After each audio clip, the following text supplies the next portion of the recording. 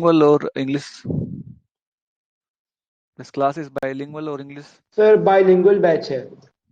Okay, सो आज का जो टॉपिक है हमारा वो है ग्रीन रेवोल्यूशन। इससे पहले आपका कोई क्लास हुआ है इस चैप्टर से related? No sir, it's first class. Okay, वैसे ये जो सेशन है हमारा, ये सेशन नंबर 4 होगा। आपको जूलॉजी में 4 जो सेशन है इसके, वो जूलॉजी में आपको पढ़ाएंगे, ठीक है।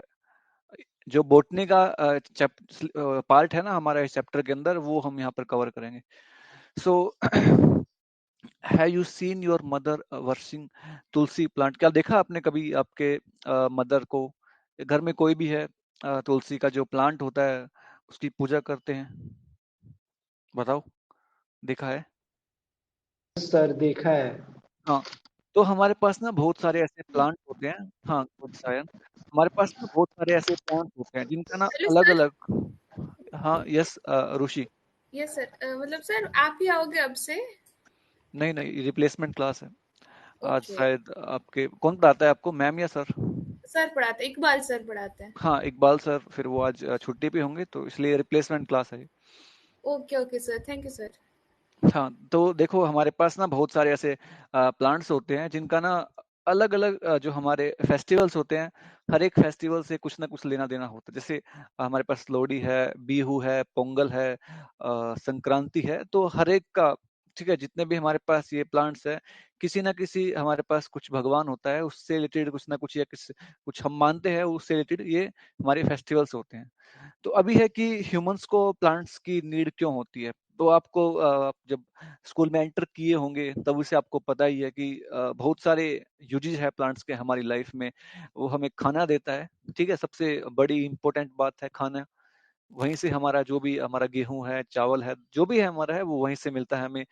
शेल्टर, अपना घर बना सकते हैं प्लांट की मदद से। हमें वो O2 देता है, ऑक्सीजन, ठीक है। काफी सारी मेडिसिन भी बनती है, फर्नीचर है, ये सब हमें जो हमारा प्लांट्स है वहां से मिलता है। उसके अलावा animals are also dependent on plants. क्यों? क्योंकि वहां से उनको O2 मिलता है, सांस लेते हैं हमारे एनिमल्स भी। शेल्टर है, फोडर मतलब जैसे घास फूस ये सब, तो वो भी मिलता है हमें प्लांट से। तो इसका मतलब क्या है कि प्लांट जो है वो काफी इंपॉर्टेंट कंपोनेंट है हमारे इकोसिस्टम का। और ये जो बात है, जो हमारे पहले जितने भी हमारे पूर्वज रहे होंगे, उन्हें भी बहुत अच्छे से पता थी, ठीक है। तो उन्होंने क्या है, बहुत ही अच्छे तरीके से प्लांट का यूज करना स्टार्ट किया।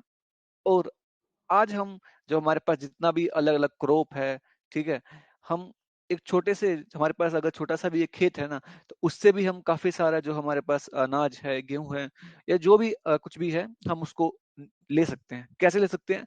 हमारे पास बहुत सारी ऐसी ऐसी टेक्निक है। जैसे यहाँ पर देखो, आपको क्या दिख रहा है, ये न्योलिथिक एज है, मतलब बहुत समय पहले जब हमने ये सब खेती करना स्टार्ट किया होगा, तब देखो, तब का क्या है, ये अपने हाथों से, ठीक है, कुछ चाकू जैसा कुछ ले रहे हैं, उससे कट कर रहे हैं। ओके, उसके बाद उन्होंने इसका जो प्लांट्स है उनका यूज किया अपने घर को बनाने के लिए। तो ऐसे कर करके, ठीक है, आज हम क्या है, काफी सारे एडवांस हो गए हैं। तो हम सबसे पहले यही सीख रहे हैं कि जो पुराने टाइम में जो हम खेती करते थे, ठीक है, वो कैसे करते थे, कौन कौन से उस टाइम हमारे पास औजार थे, इंस्ट्रूमेंट्स है, वो सब तो आपके सामने पहले वीडियो है ट्रेडिशनल फार्मिंग की, हम पहले कैसे खेती करते थे, ठीक है, जो हमारी अभी हम सदियों से ये चीज चली आ रही है जिंदा रहने के लिए, राइट। सो बिगिनिंग में अगर हम देखें, बहुत पहले नियोलिथिक एज जब था, उस समय हम हंटर्स हुआ करते, शिकारी हुआ करते थे। ये बात मैंने आपको बताई भी थी कि हम शिकार करते थे, मतलब हम मांसाहारी थे। Yes, that's true. In the beginning humans were carnivores. We used to feed on animal diets. We have canines. ये sharp pointed canines है, चीर फाड़ के लिए होते हैं canines. Piercing, offense and defense में भी जानवर इस्तेमाल कर लेते हैं canines का। तो ये sharp pointed canines इस बात की तरफ इशारा करते हैं कि इंसान शुरुआत में मुख्य रूप से हंटर रहा है। शुरुआत में हम हंटर्स थे, उसके बाद धीरे धीरे हमें ये समझ आई कि हम कल्टीवेटर्स बने। हमने फसलों को उगाना सीखा, खेती बाड़ी कैसे करेंगे, ये सब हमने सीखा, है ना। बिकॉज जरूरी था। अगर आप सेटलमेंट बना के किसी एक जगह पे रह रहे हैं तो रोजाना हम भोजन की तलाश में कई किलोमीटर दूर तो नहीं भटकेंगे ना। सो हमने वाटर सोर्सेज देखे कि नदी के किनारे खेती बाड़ी करना आसान है क्योंकि भाई पानी भी तो चाहिए। You getting it? ओके,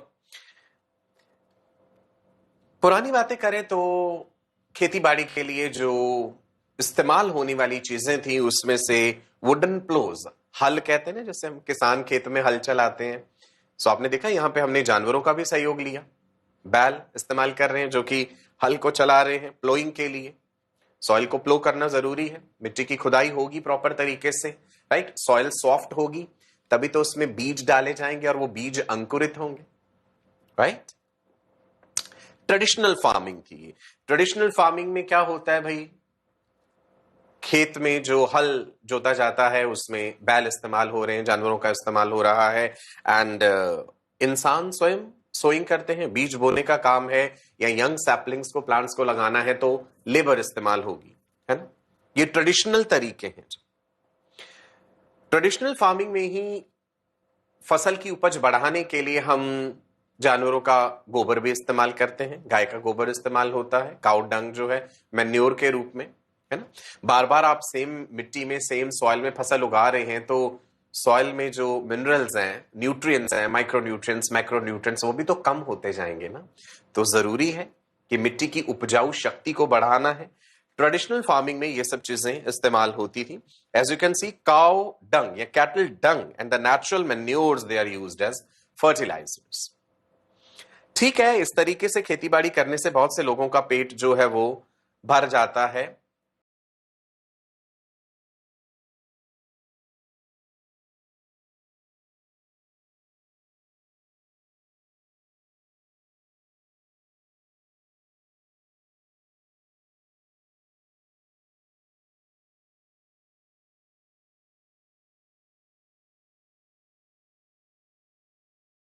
शक्ति को बढ़ाना है।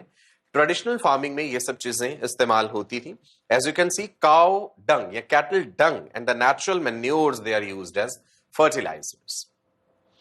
ठीक है, इस तरीके से खेतीबाड़ी करने से बहुत से लोगों का पेट जो है वो भर जाता है।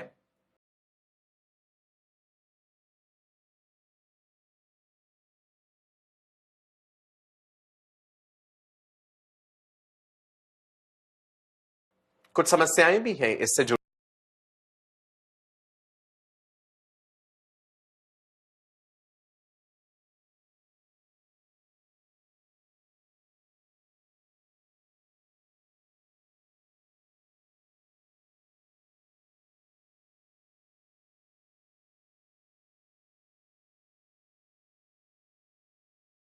हुई वो भी हम देखेंगे।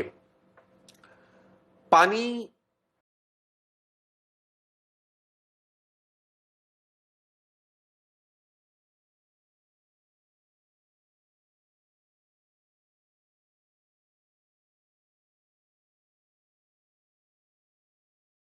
चाहिए फसल को उगने के लिए, साल भर तो पानी अवेलेबल नहीं है।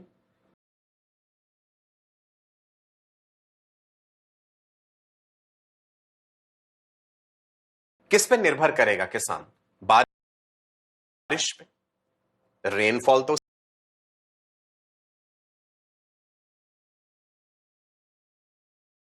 सीजनल है, साल भर तो बारिश होगी नहीं, है ना। सो देयर वाज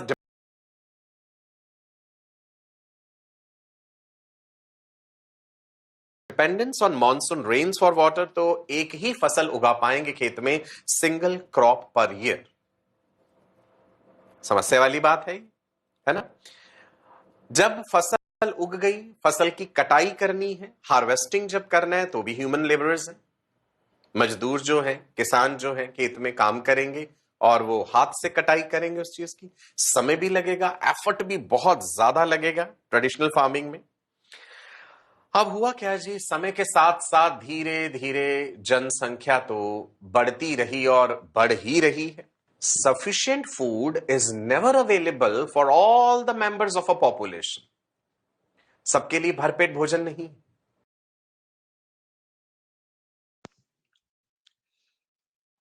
तो सर ने अभी बताया कि किस प्रकार से हमारे यहाँ पर ट्रेडिशनल जो फार्मिंग है वो किस प्रकार से की जाती थी। तो खेतों में जो किसान है वो अपने बैल और जो प्लो होता है उसके साथ, ठीक है, हल जो होता है उसके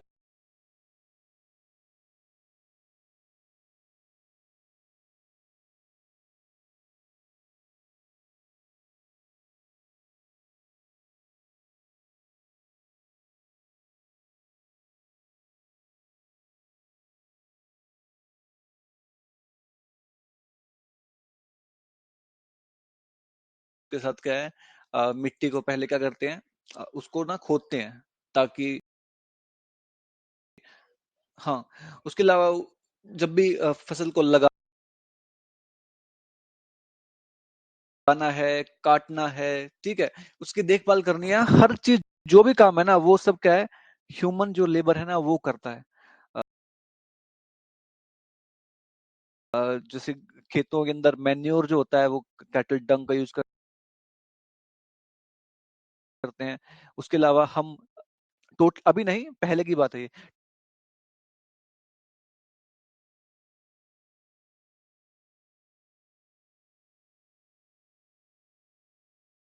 टोटली डिपेंडेंट थे मॉनसून रेन के ऊपर। पहले सबमर्सिबल ऐसा कुछ तो नहीं था।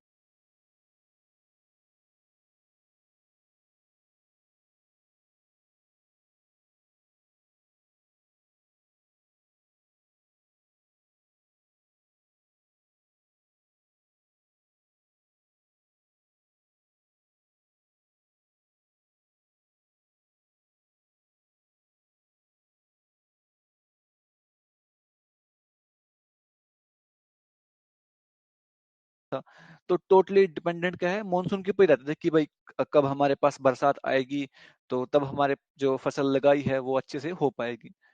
तो इस सब से हो क्या रहा है, हमारे पास जो इंडिया है एग्जाम्पल मान सकते हो, कितना पॉपुलेशन हो रहा है, ठीक है, हर रोज हमारी जो पॉपुलेशन है वो बढ़ती जा रही है, अरबों में हो गई है। तो अब हमारे पास जो खेत है, जो साइज है खेत का, वो तो सेम ही है ना। मान लीजिए ये हमारा खेत का साइज है, ठीक है, तो जिससे मान लीजिए जो 10 क्विंटल हमारे पास क्या गेहूं मिल रहा है, हमारे पास जो पॉपुलेशन है पहले कितने थी, 5 थी खाने वाली, ठीक है। हाँ, इसका होता है बढ़ाना, किस प्रकार से हम बढ़ा सकते हैं, एनहेंसमेंट का मतलब बढ़ाना। ओके, सो अभी क्या है, हमारी जो पॉपुलेशन है वो बढ़ रही है दिन ब दिन, लेकिन हमारे पास जो साइज है ना हमारे खेत का वो तो नहीं बढ़ रहा है। तो किस प्रकार से हम हमारा जो खेत है ना, उससे अगर हमें वहां से हमें मान लीजिए 10 kg गेहूं मिल रहा है, ठीक है, एक खेत से एग्जाम्पल लोके लेट करना है, 10 kg अगर वहां से हमें गेहूं मिल रहा है, तो हम क्या करें कि वो 10 kg है ना 20 kg हो जाए, हम क्या करें ऐसा। तो ये चैप्टर जो है हमारा इस चीज के ऊपर, ठीक है, पूरा डिपेंड है कि हम किस प्रकार से हमारे पास जो खेत के अंदर जो भी क्रॉप है उसको हम किस प्रकार से बढ़ा सकते हैं, उसका जो प्रोडक्शन है, जो इल्ड है, उसको किस प्रकार से बढ़ा सकते हैं। तो ये देखिए हमारे पास आपको एक एग्जांपल दे रखा है कि 1943 है ना, उसमें भुखमरी आ गई थी बंगाल के अंदर, ठीक है, मतलब खाने की बहुत ज्यादा क्या हो गई थी, तंगी हो गई थी, क्योंकि खाना ही नहीं था, मानसून के ऊपर लोग डिपेंडेंट थे, ठीक है। उसके अलावा ब्रिटिश जो है टैक्स भी बहुत सारा था, तो क्या था, उस टाइम क्या भूखमरी आ गई थी। अभी उस चीज से हमें निपटना था। तो साइंटिस्ट है, उन्होंने देखा कि जो हमारे पास ये ट्रेडिशनल, ओके, तो उन्होंने क्या देखा कि हमारे पास जो ये ट्रेडिशनल फार्मिंग मेथड है ना, ये इतने कैपेबल नहीं है कि खेतों के अंदर बैल का यूज करना, उसके अलावा सब कुछ हाथों से करना, मतलब कोई मशीन नहीं थी इस प्रकार से, सब कुछ इंसान कर रहा था। तो उससे क्या है, हमारे पास जो इल्ड है ना, जो भी खेतों से हमें मिलना है, ठीक है, जो भी हम वहां से ले रहे हैं वो इतना नहीं हो पाता था हमारे, क्योंकि जो पॉपुलेशन का साइज है वो तो बढ़ ही रहा था। तो अभी हमें क्या करना है, हमें कुछ इस प्रकार के हमारे पास इंतजाम करने हैं, कुछ ऐसी टेक्निक को डेवलप करना है, ऐसे सीड बनाने हैं, या हम कुछ ऐसे प्लांट बना सकते हैं जिससे क्या होगा कि हमारे पास जो प्रोडक्शन है ना वो ज्यादा हो, जितना आ रहा है ना उससे भी 2 गुना, 2 गुना ना सही 1.5 गुना तो हो ही जाए। तो ये सब क्या है इस चैप्टर में हम पढ़ने वाले हैं, ठीक है। सो अभी लिखा है कि इसको ठीक करने के लिए जो ये प्रॉब्लम थी ना, क्योंकि हमारा जब देश आजाद हुआ था तो ब्रिटिश ने 1947 में चले गए थे यहाँ, लेकिन उसके बाद हमारे यहाँ पर क्या है, बहुत सारी प्रॉब्लम आ गई थी, क्योंकि हमारे पास इतना खाना नहीं था कि हम पूरे इंडिया को खाना खिला सके। तो उसके लिए क्या है, हमारे पास एक साइंटिस्ट है, उनका नाम है स्वामीनाथन। उनके प्रयास से क्या आया इंडिया में? Green revolution. ग्रीन का मतलब होता है हरा हरा, ठीक है, मतलब प्लांट हरे है ना, तो इसलिए ग्रीन है। रेवोल्यूशन का मतलब क्रांति। तो किया कि हरित क्रांति बोलते हैं इसको हिंदी में, कि उन्होंने क्या किया, फूड का जो प्रोडक्शन है ना, कि हमारे पास जितने भी क्रॉप है उनका प्रोडक्शन बढ़ाने के लिए उन्होंने बहुत सारे अलग अलग तरीके किए। और उनके प्रयास से ही हमारे पास जो इंडिया के अंदर जो खाने का प्रोडक्शन है ना, जो हमारा क्रॉप प्रोडक्शन है, जो क्रॉप की यील्ड है, वो क्या हो गई, ज्यादा हुई है। तो वही देख रहे हैं हम, क्या है हमारा ग्रीन रेवोल्यूशन। अभी तक अगर किसी को कुछ पूछना है तो पूछ सकते हो, कहीं पूछना है? अभी तक ऐसा कुछ आया नहीं है वैसे पूछने लायक, फिर भी अगर आपका कोई भी डाउट है तो पूछ सकते हो। पूछना है कुछ? बताइए। No sir. ओके, सो अभी आपके सामने है ग्रीन रेवोल्यूशन, तो आप देखिए क्या होता है ग्रीन रेवोल्यूशन। ट्रेडिशनल फार्मिंग से तो ये सब संभव नहीं हो पा लेकर के जैसे हम आगे का सीन देखें 1947 ऑनवर्ड्स जनसंख्या बढ़ती ही जा रही है, बढ़ती ही जा रही है। एंड भोजन तो एक बेसिक रिक्वायरमेंट है। सबको अगर भरपेट भोजन नहीं मिलेगा तो विकास कैसे होगा किसी भी देश का। अब यहां पे एक इंपॉर्टेंट बात समझने वाली है, that is green revolution, Hindi में जिसे हम हरित क्रांति कह देते हैं। ग्रीन रेवोल्यूशन और हरित क्रांति। ग्रीन रेवोल्यूशन समझते हैं जी, ये हरित क्रांति या ग्रीन रेवोल्यूशन क्या है? Set of initiatives that helped revolutionise agriculture and increase production of the food crops. ऐसे सभी इनिशिएटिव्स जो लिए गए ताकि फूड प्रोडक्शन बढ़े और हर घर तक भरपेट भोजन जरूर पहुंचे, वो ग्रीन रेवोल्यूशन है। जो तस्वीर आप देख पा रहे हैं इस समय स्क्रीन पे, ये है डॉक्टर नॉर्मन ई बोरलॉग। नाम याद रखेंगे आप, डॉक्टर नॉर्मन बोरलॉग, मैक्सिको में। The green revolution was initiated by, ये क्वेश्चन पूछ लेते हैं कई बार, father of green revolution internationally जिन्हें यह सम्मान प्राप्त है। सो मैक्सिको से ये चीज शुरुआत हुई और सभी देशों तक जब ये खबर पहुंची तो स्वाभाविक है भाई भारत तक भी ये बात पहुंची। सो इंडिया जो कि बड़ी तेजी से जहां की जनसंख्या ग्रो कर रही थी उस समय, अभी भी कर रही है नो डाउट, तो भाई सरकार ने ये सोचा कि इंडिया में भी इस रेवोल्यूशन को लाया जाए, ये हरित क्रांति हमारे देश में भी हो। So it was launched in India by Ministry of Agriculture during the mid 1960s. So Mexico से हम इसे भारत तक ले आए।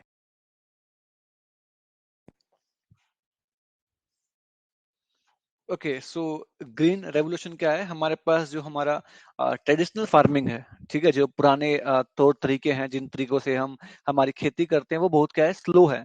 और उनके ऊपर हम टोटली डिपेंडेंट होते हैं रेन के ऊपर, जिससे कि हमें साल में एक ही बार क्या है, क्रॉप मिलती है। जो एड है हमें साल में एक ही बार मिलती है और कम मिलती है। तो हमें कुछ इस प्रकार के इनिशिएटिव, कुछ इस प्रकार के कार्य करने थे जिससे कि हमारे पास जो ये फूड का प्रोडक्शन है वो बढ़ सके। तो सबसे पहले जो वर्ल्ड है, वर्ल्ड में ये नाम जो है ना, ये आपकी एनसीईआरटी में दे रखा है, तो आपको याद रखना है, नॉर्मन ई बोरलॉग, ठीक है। मैक्सिमो जो ये मैक्सिको एक कंट्री है, वहां के ये रहने वाले हैं। तो इन्होंने पहली बार जो ये इनिशिएटिव है ना, इसको स्टार्ट किया था।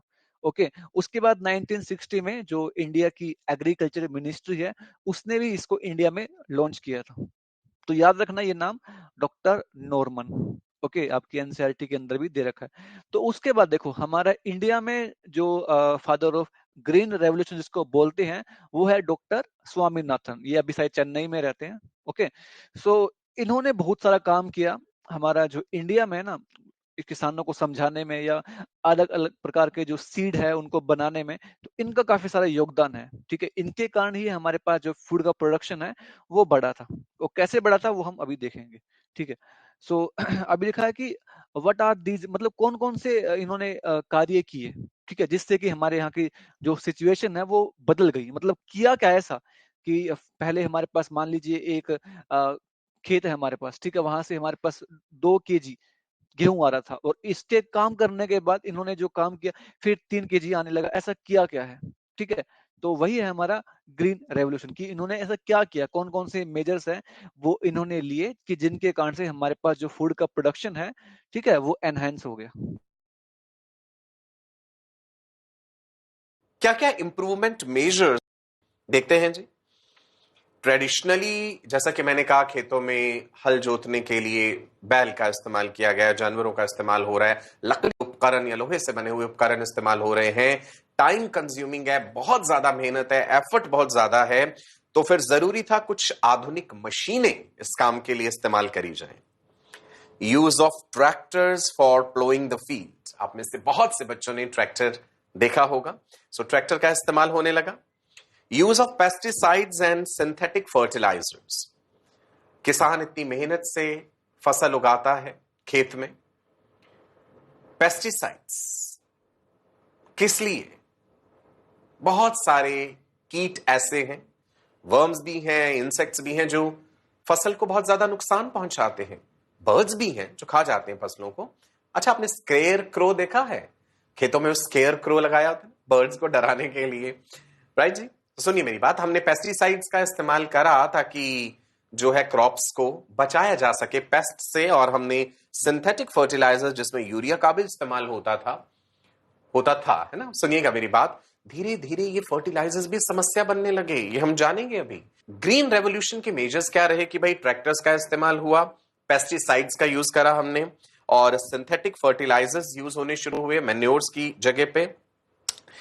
साल भर में एक बार बारिश हो रही है, मॉनसून के ऊपर ही निर्भर नहीं रहा जा सकता, तो जरूरी है that there should be use of pumps to drive water from the nearby water body.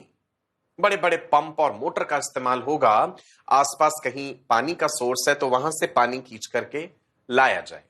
Canal system भी डेवलप हुआ पूरे भारत में। एंड आपने ये भी देखा होगा, गांव में ऐसा होता है कि हर खेत में मोटर लगी होती है, भाई ट्यूबवेल्स होते हैं, जमीन से पानी निकाला जाएगा और वो डाला जाएगा फसलों को, है ना।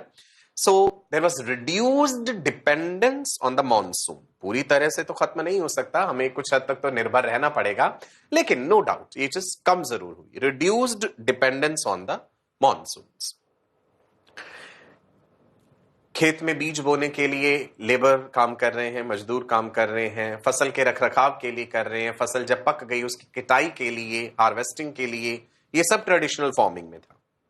ग्रीन रेवोल्यूशन ने ये कहा कि फसल की कटाई के लिए भी आधुनिक उपकरण, आधुनिक मशीनों का इस्तेमाल होगा, जिससे कि कम समय में ज्यादा काम हो सके। Human labourers replaced by modern machines.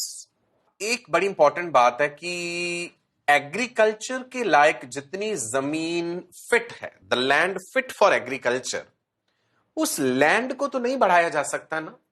वो जो एक लिमिटेशन है, ज्योग्राफिकल लिमिटेशन, वो तो रहेगा ही रहेगा।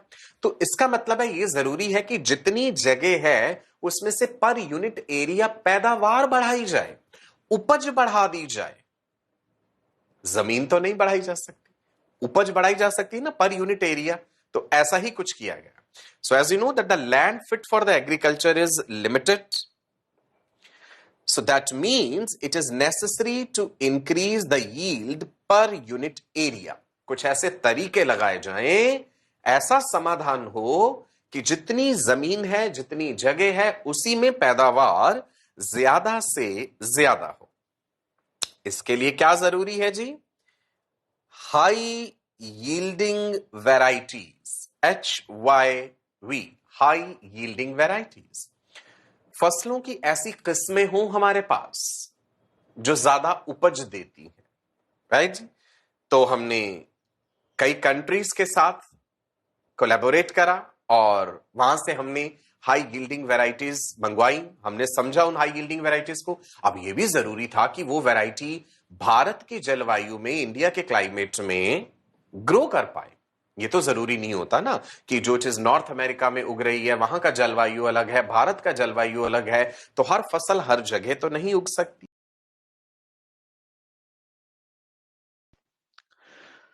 ओके, सो सर ने अभी काफी अच्छे से बताया हमें कि कौन कौन से जो मेजर है वो लिए गए थे ग्रीन रेवोल्यूशन को सफल बनाने के लिए। सो सबसे पहले कि वहां पर पंप का यूज किया, ठीक है, मशीन आ गया हमारे पास, एग्रीकल्चर मशीनरी का यूज करना स्टार्ट किया, खेतों में जो फर्टिलाइजर्स है, पेस्टिसाइड्स है, उनका यूज करना स्टार्ट किया। उसके अलावा हाई यील्डिंग वैरायटी, मतलब जो बीज होते हैं ना हमारे पास, तो हम हमारा जो बीज है ना उसको ही इम्प्रूव कर दें। मान लीजिए हमारे पास एक बीज है, उस बीज से ये प्लांट ऐसा पैदा हो रहा है और उसके ऊपर कम लग रहा है हमारे पास अनाज, तो हम हमारा जो बीज है ना उसके अंदर ही कुछ मॉडिफिकेशन कर दे। आपने चैप्टर नंबर 5 पढ़ लिया होगा, ठीक है, हेरिडिटी एंड वेरिएशन, जिसमें जीन होता है ना, तो हम कुछ जीन है ना, जीन के अंदर ही कुछ ऐसा चेंज कर दें कि हमारे पास जो प्रोडक्शन है ज्यादा हो सके, ऐसा कुछ कर सकते हैं हम।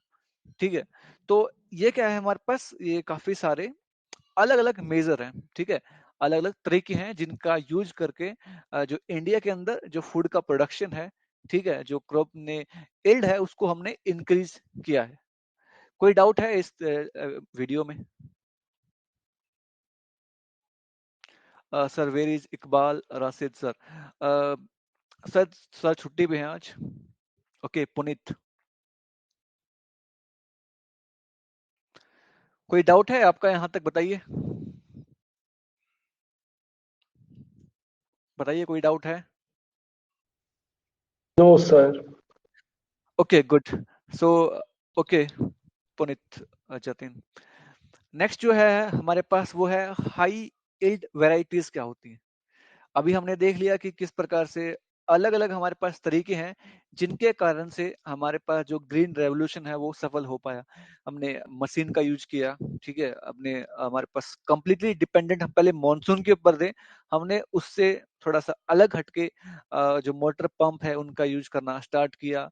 ठीक है, उसके अलावा हमने जो बीज को लगाने के लिए, उसके बाद जो हमारा खेत बड़ा हो गया है, ठीक है, वो फसल को काटने के लिए मशीन का यूज करना स्टार्ट किया। पेस्टिसाइड्स है, इन सब का यूज करना हमने स्टार्ट किया। अब है कि हाई यील्ड वैरायटीज क्या होते हैं, मतलब कि अच्छी क्वालिटी के बीज क्या होते हैं, ठीक है, तो वो कैसे बनाते हैं वो सब अब पढ़ने वाले हैं।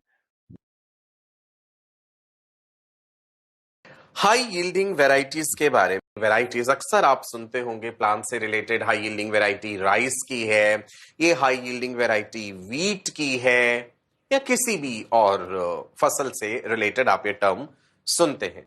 गेहूं और चावल मुख्य अनाज, स्टेपल फूड तो यही है भाई। डॉक्टर नॉर्मन बोरलॉग ने सेमी ड्वार्फ वीट डेवलप की, कहां पर? International centre for wheat and मेज इंप्रूवमेंट, मैक्सिको। शुरुआत मैक्सिको से हुई थी इस चीज की, ये ध्यान रखिएगा।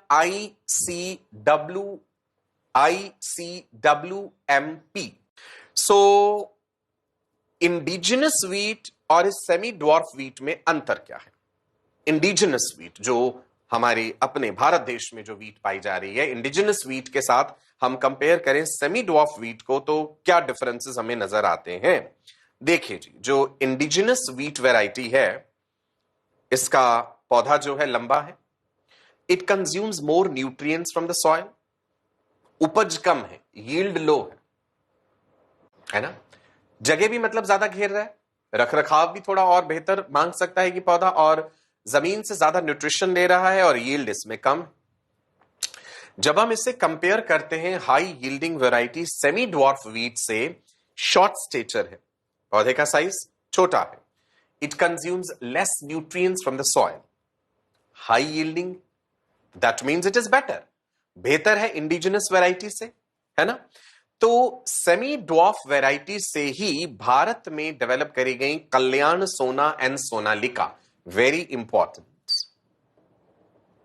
कल्याण Sona and Sonalika, these are resistant to fungal diseases. ये भी बड़ा जरूरी है, प्लांट ऐसा डेवलप किया जाए जिसमें रेजिस्टेंस पावर भी बेहतर हो, उपज भी ज्यादा हो, एनवायरमेंटल कंडीशंस को टॉलरेट करने की शक्ति भी बेहतर हो। कद छोटा है और शॉर्ट मैच्योरिटी ड्यूरेशन है, जल्दी मैच्योर हो जाता है, जल्दी उपज इससे मिल जाती है। क्लियर है जी? They are cultivated all over the wheat belt of India. आप जानते हैं व्हीट बेल्ट कौन सा इंडिया में? भारत में, अच्छा, ग्रीन रेवोल्यूशन पंजाब में शुरू हुआ, ये बात आपको याद है? बहुत इनिशिएटिव्स शुरुआत में पंजाब सरकार ने दिखाया। और गेहूं कहां उगाया जाता है? मेनली आप जानते हैं भाई, पंजाब है, हरियाणा है, उत्तर प्रदेश है, ये वाली जो मेन जगह है व्हीट बेल्ट है। और भी जगह है जहां पे उगाई जाती है गेहूं। आपको भारत के नक्शे में भी ये चीज यहां पे नजर आ रही होगी। सो हुआ क्या जी, wheat production increased from 11 million tons to 75 million tons. Phenomenal, enormous. ये देखिए, क्या पहचान पा रही हैं पौधा किस चीज का है? अभी हम वीट का जिक्र कर रहे थे, तो क्या ये राइस लग रहा है? आप में से कितने लोगों ने धान देखा है खेत में? राइस प्लांट्स देखे छोटे छोटे। ओके, सो ताइवान और फिलीपींस का जिक्र क्यों हो रहा है यहां पे? किस चीज की हाई यील्डिंग वेराइटीज हमें यहां से मिली? Taichung native 1 IR18। चलिए समझते हैं इसके बारे में। So now we are going to talk about rice. IR8 ये वैरायटी कहां से है जी? फिलीपींस से। ध्यान रखेंगे, IR8 Philippines, dwarf and high yielding है। छोटा है पौधा, उपज ज्यादा है, हाई यील्डिंग है। Taichung native 1 from Taiwan, again dwarf and it is resistant to diseases. विशेष बात देखिए, इसमें डिजीज रेजिस्टेंस है बेहतर, और जो इससे पहले अभी हमने जिक्र किया उसमें क्या है? हाई यील्डिंग है, पैदावार ज्यादा है। तो क्या होगा यहां पे? ताइचुंग नेटिव से हमने डेवलप करी वैरायटी जया, IR8 से डेवलप करी रत्ना। थोड़ी देर पहले मैं आपको ये कह रहा था कि ये दोनों नाम याद रखिएगा, जया एंड रत्ना जो हैं ये राइस की हाई यील्डिंग वैरायटीज हैं। सो जैसा हमने वीट के केस में देखा कि 1960 से सन 2000 में कितनी तेजी से और कितने फिनोमिनल अमाउंट में वीट प्रोडक्शन बढ़ा इंडिया में, the same applies to rice also. Rice production increased from 35 million tons to 89.5 million tons. So now we are going to talk about rice.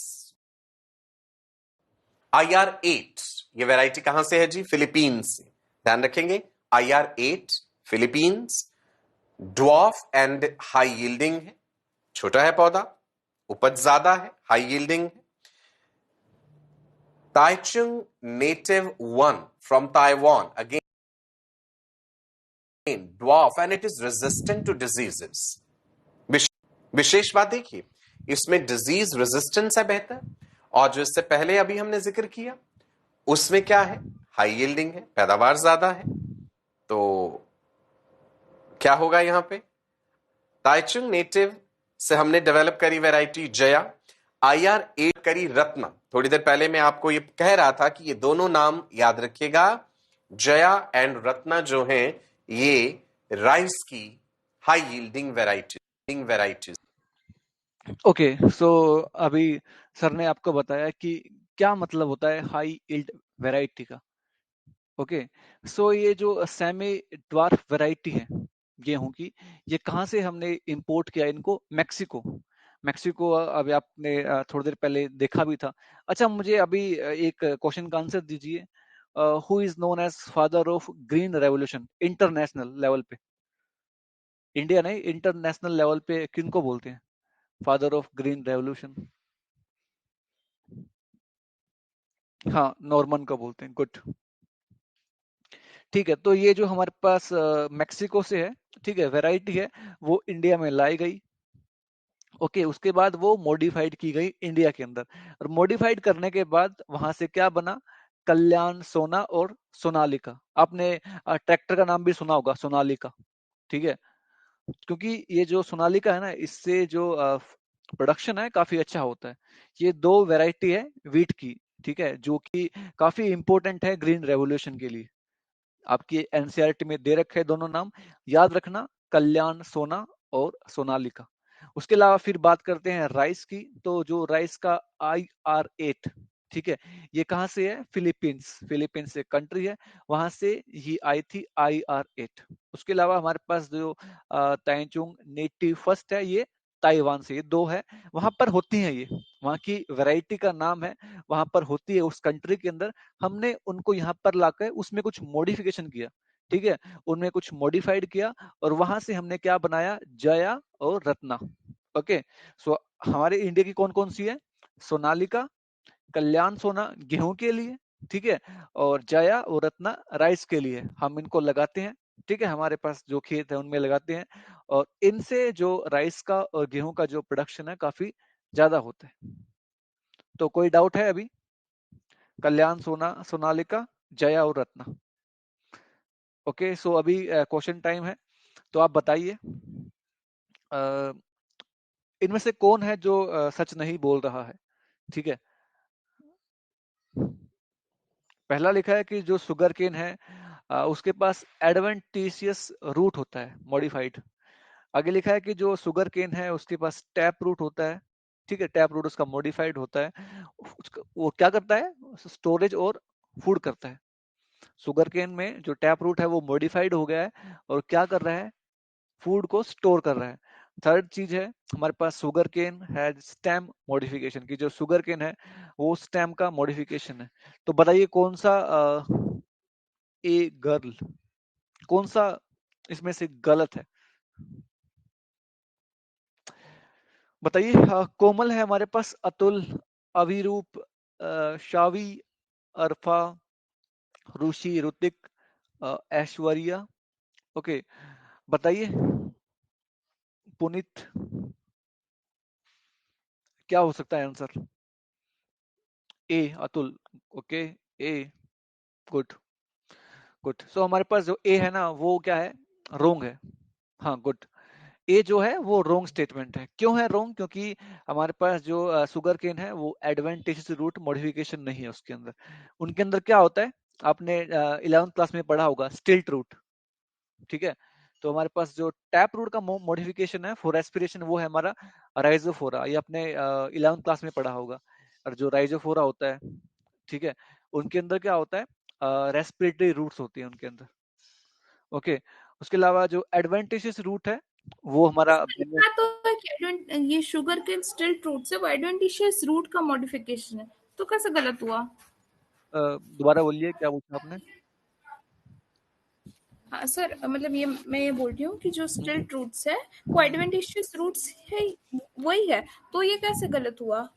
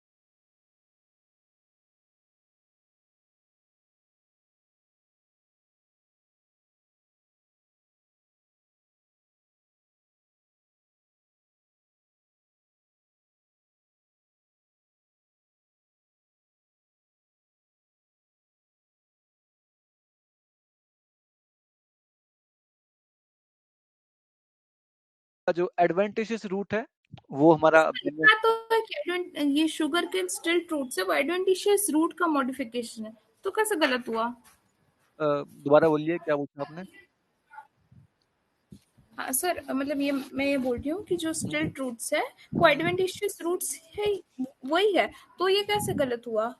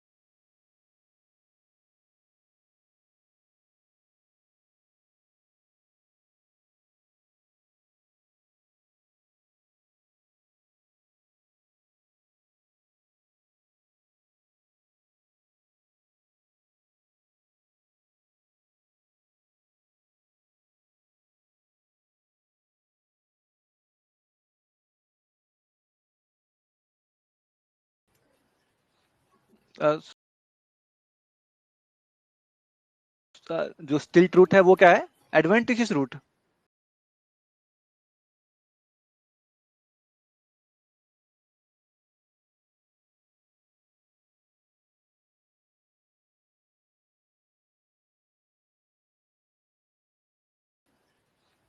जो स्टिल्ट रूट है वो क्या है? Adventitious root. ये बोल रहे हो आप?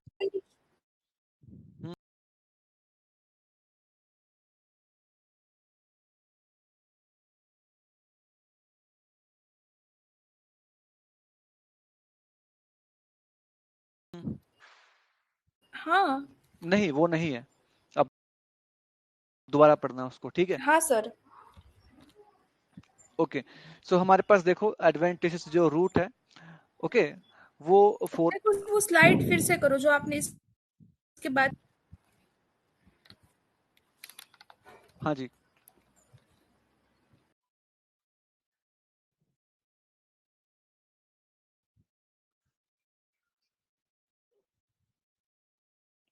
ओके। सो हमारे पास ये जो है शुगर जो स्वीट पोटैटो होता है, इनके अंदर होता है मॉडिफिकेशन। जो शुगर केन है उनमें स्टिल्ट रूट होता है, ठीक है? ओके, स्टिल्ट रूट। आगे देखो, हम जो नेक्स्ट अभी पढ़ रहे हैं वो है हमारा शुगर केन का प्रोडक्शन कैसे होता है, शुगर केन के बारे में ही। अभी कोई डाउट है आपको उससे रिलेटेड? कौन बात पूछ रहा था? ऋषि, अभी कोई डाउट है? ओके। सो नेक्स्ट है हमारे पास शुगर केन। सो अगर मैं भारत का जिक्र करूं तो जो है इसकी मुख्य रूप से दो वेराइटीज हैं। आप बोटेनिकल नेम या साइंटिफिक नेम देख लीजिए। It is saccharum barberi which grows in north India. उत्तर भारत में जो स्पीशीज देख रहे हैं हम, दैट इज सेकेरम बारबेरी। अगर मैं साउथ इंडिया का जिक्र करूं, दक्षिण भारत का, सेकेरम ऑफिसिनेरम। लिखिए, लिख के याद कीजिए, saccharum barberi and saccharum officinarum. एक नॉर्थ इंडिया में, एक साउथ इंडिया में। तो भाई जो साउथ इंडिया में वो वाला नॉर्थ इंडिया में ग्रो नहीं कर सकता क्या? और जो नॉर्थ इंडिया में वो साउथ इंडिया में क्या ग्रो नहीं कर सकता? थोड़ी देर पहले हमने जिक्र किया था, हर प्लांट को एक पर्टिकुलर तरह का जलवायु चाहिए, माहौल चाहिए, वो उसी में ग्रो करेगा, है ना? सो सेकेरम बारबेरी नॉर्थ इंडिया में है and saccharum officinarum south India में है। अंतर क्या है? चलो जी देखते हैं। सेकेरम बारबेरी जो है, इसमें स्टेम पतला होता है, थिन स्टेम है। इसका शुगर कंटेंट कम है और यील्ड जो है कम है। सेकेरम ऑफिसिनेरम जो है, स्टेम इसका थिक है, ज्यादा मजबूत है, शुगर कंटेंट ज्यादा है, यील्ड भी ज्यादा है। तो आप देख रहे होंगे कि भाई जो सेकेरम ऑफिसिनेरम है, ये कितने सारे गुण इसके जो हैं वो बेहतर हैं as compare to saccharum barberi. तो फिर क्या करें? सेकेरम ऑफिसिनेरम को नॉर्थ इंडिया ले आए। Saccharum officinarum did not grow well in north India. क्या समस्या है? जलवायु का अंतर है, सॉइल की क्वालिटी का अंतर हो सकता है, बहुत सारी बातें। तो हम क्या कर सकते हैं इसमें? चलो कुछ ऐसा करें कि दोनों को क्रॉस कर दें आपस में, और वो जो वैरायटी आएगी हो सकता है वो नॉर्थ इंडिया में बेहतर तरीके से ग्रो कर जाए। Can we do that? Let's see. So saccharum barberi and saccharum officinarum, चलिए जी क्रॉस करा देते हैं दोनों का। नतीजा है, जो गन्ना हमें मिला, शुगर केन जो मिला, उसमें स्टेम थिक है, शुगर कंटेंट ज्यादा है, यील्ड ज्यादा है, राइट? शुगर कौन सी है जी? सुक्रोस, है ना? Ability to grow in north India, यही तो एक खास बात थी जो हम चाह रहे थे। सो हमने नॉर्थ इंडिया में उगने वाली जो गन्ने की स्पीशीज है और जो साउथ इंडिया में मिलने वाली है, हमने दोनों को क्रॉस करा दिया। Saccharum barberi, saccharum officinarum. नतीजा जो निकला वो हमें प्लांट्स जो मिले उनमें स्टेम थिक है, शुगर कंटेंट ज्यादा है, उनकी उपज, उनकी यील्ड ज्यादा है, और उनमें नॉर्थ इंडिया के जलवायु में, नॉर्थ इंडिया के क्लाइमेट में ग्रो करने की काबिलियत भी है। राइट जी? चलो, सो हमने अभी तक किस किस चीज का जिक्र कर लिया? हमने जिक्र करा है वीट का, हमने वीट की वेराइटीज याद है, कल्याण, सोना, सोनालिका एंड देन जया, रत्ना, ये नाम याद रखने, ये बड़े इंपॉर्टेंट। ओके, सो वीट का जिक्र कर लिया भाई, राइस का जिक्र कर लिया, गन्ने का भी जिक्र कर लिया, गन्ने के भी साइंटिफिक नेम याद रख लेना, नॉर्थ इंडिया में कौन सा है, साउथ इंडिया में कौन सा है। अब हम जिक्र करते हैं मिलेट्स का। मिलेट आप समझते हैं, ज्वार, बाजरा, ये मिलेट्स, इट्स अ ग्रुप, किसी पर्टिकुलर ग्रेन को नहीं कह रहे हम, इन जनरलाइज एक ग्रुप कह देते हैं मिलेट्स। और खुरदुरे अनाज है, कोर्स हैं सीड्स, ये जो है इनके ना खुरदुरे जो होते हैं। So millets, that's right, considered to be coarse grains, they are fed to animals, जानवर ज्यादा जो है खाते हैं इसे फॉडर के रूप में। They grow in arid regions, arid समझते हैं आप, शुष्क जलवायु जिसे हम कह देते हैं। मेज आ जाएगा सॉरी, इसमें क्या क्या इंक्लूडेड है, मेज मकई जिसे कह देते हैं हम, ज्वार, बाजरा, बाजरे की रोटी खाई आपने, बड़ी टेस्टी होती, देन फिंगर मिलेट एटसेट्रा। तो ये पूरा एक ग्रुप है मिलेट्स जिसमें ये सब इंक्लूडेड है। शुष्क जलवायु में ये उगते हैं, ग्रेन्स इनके कोर्स होते हैं, जानवरों को खाने के लिए दिए जाते हैं। मकई तो इंसान भी कंज्यूम करते हैं, स्वीट कॉर्न्स आप खाते होंगे, बड़ा मजा आता है खाने में। मक्की की रोटी भी पकाई जाती है मक्की के आटे से, है ना। सो हाइब्रिड मेज, ज्वार एंड बाजरा हाई यील्ड है, रेजिस्टेंट टू वाटर स्ट्रेस है। तो हमने इस ग्रीन रेवोल्यूशन ने हमें मिलेट्स की भी बेहतर वैरायटीज दी।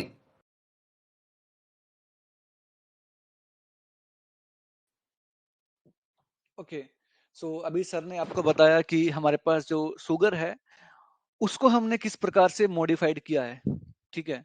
तो ये हमारा नॉर्थ इंडिया है, जो नॉर्थ इंडिया, वहां पर जो सेक्रम बारबेरी, ये क्या है, हमारा वैरायटी है शुगर केन की। ओके, उसके अलावा हमारे पास जो साउथ इंडिया है वहां पर है सेक्रम ऑफोसिनियनरम, ठीक है, ये वहां पर है। तो हमने क्या किया अभी दोनों में क्या है, देखो ये हमारा नॉर्थ इंडिया में ग्रो करता है और ये south, okay, grow in south India only, सिर्फ साउथ इंडिया में ही ग्रो कर पाता है, यहाँ पर नहीं ग्रो कर पाता। उसके अलावा जो हमारा ये है, इसमें क्या है, शुगर का जो कंटेंट है ना, वो क्या है, बहुत लो होता है नॉर्थ इंडिया वाले में। उसके अलावा जो डिजीज होने का खतरा है वो भी क्या है, ज्यादा है इनके अंदर। लेकिन इनके अंदर ये दोनों बातें सही है, इनके अंदर इल्ड भी ज्यादा आती है, उसके अलावा जो डिजीज है उनके होने का खतरा है ना, वो कम होता है यहाँ पर। तो हमने क्या किया, दोनों को मिलाकर, ठीक है, दोनों को मिलाकर एक नया प्लांट बना दिया। अभी इसके अंदर क्या है, आई इल्ड है, ठीक है, जो इससे प्रोडक्शन होता है वो भी ज्यादा होता है। इनका जो स्टेम है वो भी थिक है, इनके अंदर शुगर का कंटेंट भी ज्यादा होता है, और ये नॉर्थ इंडिया के अंदर ग्रो कर लेता है। तो इस प्रकार से हमने क्या है, हमारे पास जो शुगर का है उसकी हाई इल्ड वैरायटी बनाई है। कोई डाउट है शुगर केन में?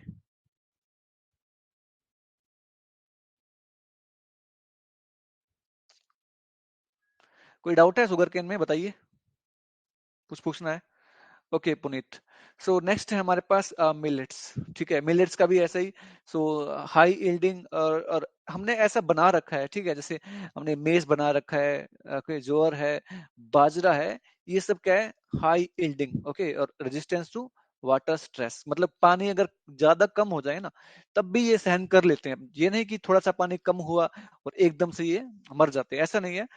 अगर पानी थोड़ा कम भी हो जाता है ना तब भी ये उस एरिया के अंदर सर्वाइव कर लेते हैं अपने आप को। ओके, तो ये हमारा मिलेट्स हो गया। सो नेक्स्ट है हमारे पास क्वेश्चन टाइम है। तो अभी तक हमने ये सब पढ़ चुके हैं, जया, रत्ना है, कल्याण, सोना, सोनालिका, ठीक है, ये हम पढ़ चुके हैं। तो जो ऑप्शंस है वो हमारे पास नेक्स्ट पेज पे है, ठीक है। आप इनके जो ऑप्शंस है अपने पेन के साथ अपने नोटबुक में नोट कर सकते हो। ऑप्शंस नेक्स्ट पेज पे है, जया, रत्ना, ठीक है, कल्याण, सोना और सोनालिका, हमने अभी भी पढ़ा था ये, और सेक्रम ऑपोसिनेरम और सेक्रम बारबेरी। सो आपके सामने ऑप्शंस हैं, ठीक है, तो आंसर कीजिए।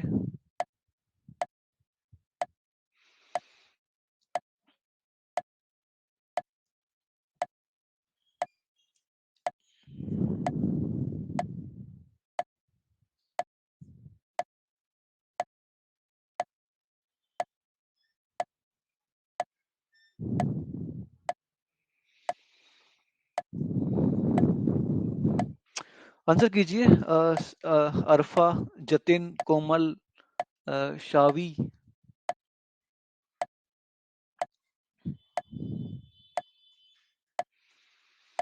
पुनीत,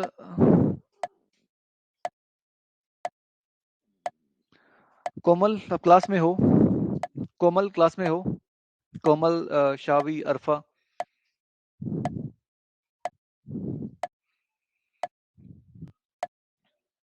ओके, क्लास में नहीं हो अरफा। ओके, सो आंसर जो है वो है हमारा ए। ठीक है, ए हमारा आंसर हो गया। अब ए आंसर क्यों है? देखो, सबसे पहले हमने बात की थी जया और रत्ना। ठीक है, जया और रत्ना क्या है? राइस की क्या है? High yielding semi dwarf rice variety है। नॉर्मल जो हमारे पास राइस होता है उससे इतना प्रोडक्शन नहीं हो पाता, लेकिन जो ये जया और रत्ना है दो हमने बना रखे हैं। ठीक है, इंडिया ने डेवलप किया है इनको, जया रत्ना को। और ये क्या है? हमारा सेमी ड्वार्फ राइस है। इससे जो यील्ड है वो ज्यादा होती है नॉर्मल प्लांट से। ओके, नेक्स्ट है हमारे पास कल्याण सोना और सोनालिका। ये भी हमने पढ़ा था कि इन दोनों के अंदर, ये गेहूं के लिए, जो व्हीट है उनके लिए है। और इनमें क्या है? High yielding. Okay, high yielding का मतलब ज्यादा प्रोडक्शन होता है। इनके अंदर जो डिजीज है उसको होने का खतरा भी कम होता है, इनको बीमारी जल्दी नहीं होती है। ये क्या है? हमारी सेमी ड्वार्फ वीट की वैरायटी है। कल्याण सोना और सोनालिका याद रखना। कल्याण सोना, सोनालिका गेहूं के लिए, जया और रत्ना राइस के लिए। ठीक है, उसके अलावा हमारे पास ये सैक्रम ऑफिसिनेरम जो है, ये कहाँ पर होता है? हमारा साउथ इंडिया के अंदर होता है, वहां का। ठीक है, साउथ इंडिया के अंदर होता है। इनके अंदर जो स्टेम है ना, थिक होता है, मोटा स्टेम है। उसके अलावा जो इनके अंदर शुगर का कंटेंट है वो भी ज्यादा होता है, लेकिन ये नॉर्थ इंडिया के अंदर ग्रो नहीं कर पाता। तो अब कैसे क्या किया जाए जिससे कि ये नॉर्थ इंडिया के अंदर ग्रो करे? तो हमने इन दोनों को मिला दिया। जो नॉर्थ में होने वाला गन्ना है ना, जो शुगर केन है, उसको साउथ के साथ कंबाइन करवा दिया, और जो उसके बाद जो नई जो वैरायटी बनी है वो हमारी नॉर्थ इंडिया के अंदर भी ग्रो कर लेते हैं। ये कौन सी है? ये पहले वाली है, सैक्रम बारबेरी। ये नॉर्थ इंडिया के अंदर ग्रो करती है। इसके अंदर पुअर कंटेंट, जो शुगर का कंटेंट है ना, वो पुअर होता है, मतलब कम बनता है इनके अंदर। ओके, ना इतना इसका थिक स्टेम होता है। ओके, सो आपने आंसर किया था हमारा जया और रत्ना। ये क्या है? हमारा राइस के लिए सेमी ड्वार्फ वैरायटी है। कल्याण सोना और सोनालिका ये है हमारा गेहूं के लिए, वीट के लिए हाई यील्डिंग वैरायटी है। आगे है हमारा सैक्रम ऑफिसिनेरम। ठीक है, ये है हमारा हाई शुगर कंटेंट। ठीक है, साउथ इंडिया में होता है। और हमारा जो बारबेरी है उसके अंदर क्या है? पुअर यील्ड है, मतलब कि इसके अंदर जो स्टेम है ना वो भी क्या है? थिन है। और इतना अच्छा इसके अंदर कंटेंट नहीं होता, शुगर का जो कंटेंट है ना वो इतना अच्छा नहीं होता है इनके अंदर। तो कोई डाउट है इस क्वेश्चन में? बताइए। आपकी जो क्लास में सिर्फ सर सर हम आंसर जो है ना सही से देख ही नहीं पाए थे, मतलब अरे ये ऑप्शन, ये अभी आप ऑप्शन। जल्दी से हटा हटा दिए ना, तो एक ही की वजह से केवल गलत हो गया है, ए और ओके, बी।